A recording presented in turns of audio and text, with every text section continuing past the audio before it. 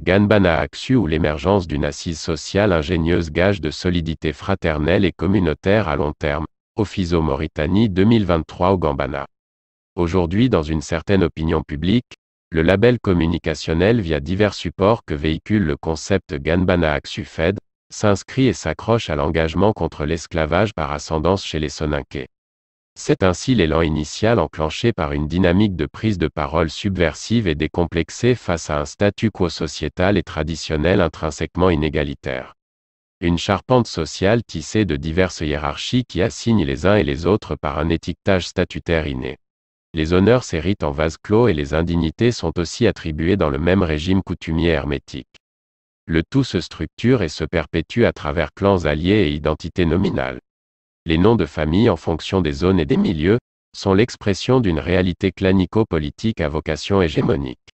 Une configuration politique aux facettes primitives en total déphasage avec l'ordre étatique républicain supra qui fait du citoyen la référence cardinale de la chose politique moderne. Ces mini-entités clanico-politiques, villages ou groupes de villages transterritoriaux, assoient leur légitimité régalienne à diverses emprises sur des figures ancestrales, patriarches légendaires. À coups de fables et de forcing historiques quasiment marinés à la même sauce apologétique, chaque clan construit et perpétue son roman d'identité sociale et politique. Ainsi un schéma organique de fiertés exclusives se met en place globalement d'une manière diffuse dans l'élément « communauté soninké ». Ces fiertés exclusives se confrontent autour d'un aléatoire patronage originel voire original de la personnalité type soninké. Un imaginaire foncièrement ancré dans des consciences très sensibles à l'idée du pur en légitimité des uns sur les autres. Friction, égards pernicieux et arrogance ridicule, l'homogénéité sociale et communautaire n'arrive pas à s'instaurer valablement, gage d'une véritable dynamique pour une société en phase avec son époque. Et l'éveil Ganbana Aksu surgit. Un idéal et aussi une visionnaire philosophie sociale, ce concept mérite une grande attention de la part de tous les éveillés en pays soninké. Une sorte de wokisme intra-communautaire permettrait un toilettage culturel et idéologique. Au cœur de l'éveil Ganbana Aksu, on y consacre consciencieusement des notions suivantes. La dignité, la liberté, l'humanisme, l'égalité et la fraternité.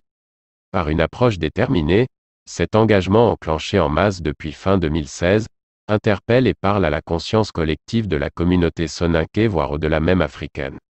Ganbana Aksu, comprendre autrement en vocable soninké, au Gambana, que j'ose transposer comme une digne et mutuelle acceptation de notre humanité commune. Une identité sociale ouverte qui sanctifie la dignité humaine.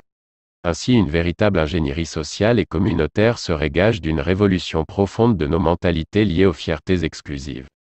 Et une nécessité intellectuelle et culturelle permettra une saine articulation entre l'imaginaire et le réel. Par Ganbana Aksu, l'élément social soninké sera débloqué et gagnera en efficacité dans tous les domaines. Les compétences feraient la légitimité et on sortirait du hasard de la naissance. Ce hasard dont les conséquences bloquent, freinent et causent d'innombrables situations schizophréniques sapant le vivre ensemble. Une certitude m'assaillit profondément, les idéaux Ganbana Aksu portés par la dynamique militante en cours peuvent donner matière réelle à Au Gambana. Une prise de conscience qui cadre pertinemment avec la résurgence panafricaniste très active au cœur de notre continent. Les détracteurs qui rechignent avec diverses manœuvres et violences à la proposition Au Gambana doivent réactualiser leur logiciel culturel et sociologique. Il suffit d'imaginer que l'appellation esclave ou descendant d'esclaves puisse exister et nommer un certain contenu sociétal réel dans un même groupe sociolinguistique, pour se faire une idée du retard en cours. Ainsi l'intelligentsia soninké devrait se questionner enfin, l'irruption de cet éveil Ganbana Aksu est un défi intellectuel posé et une aubaine inestimable à saisir plus que jamais. En perspective du FISO, Festival international soninké, événement biennal prévu courant 2023 en Mauritanie, j'ose espérer que M. Abdoulaye Batii, soninké, universitaire et homme politique sénégalais qui a publié un ouvrage récemment titré « Passion de liberté », sera parmi les guest stars intellectuels. Il pourrait nous clamer l'assertion exprimée ces derniers jours lors de la présentation de son livre à Dakar en disant « Cette jeunesse que je vois, doit se battre avec les moyens de son époque.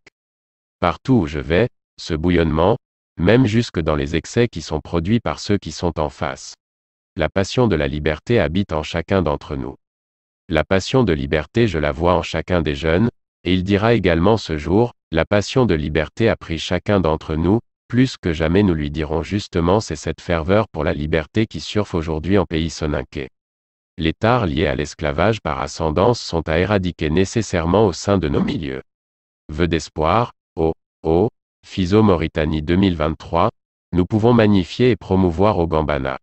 Et en finir avec l'habituel folklore exhibitionniste qui prend la centralité de l'événement. 25 juin 2022 Koundou Soumaré, blogueur.